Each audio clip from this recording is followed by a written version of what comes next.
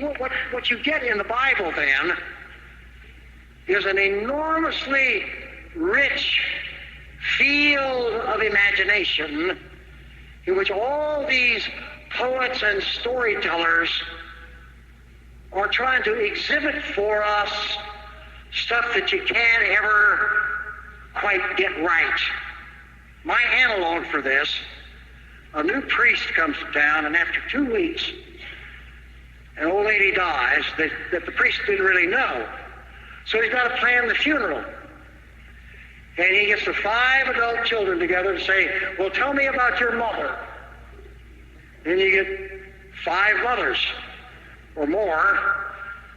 So the oldest child said, well, our mother was a nag, and I don't want you to cover that up at the funeral. And then the youngest child, the 5th child, says, oh, she was not a nag. She was wonderful. She let me do everything I wanted. Of course she did. So I think of the Old Testament that way. If you say to Hosea, tell me about Yahweh, and you say to Ezekiel, tell me about Yahweh, and you say to Leviticus, tell me about Yahweh, you get all that material. And the interesting thing about Bible study and the theological process is it's like a kaleidoscope. And you just keep turning it, and it'll come out another way and another way and another way. The problem, it seems to me, with much church theology is we find a slice of it we like, and we absolutize it, and we make that the truth.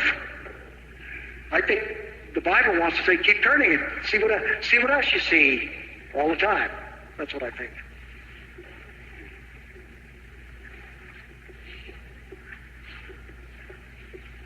You see, to imagine God in all those ways,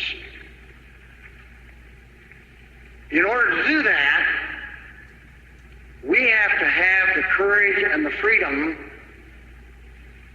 to imagine ourselves in many ways.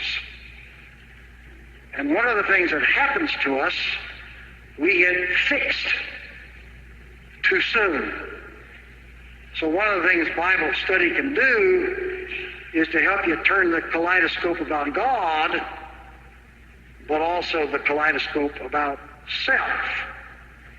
So if you do Bible study, ask yourself, what kind of a person would I be if I only had Leviticus?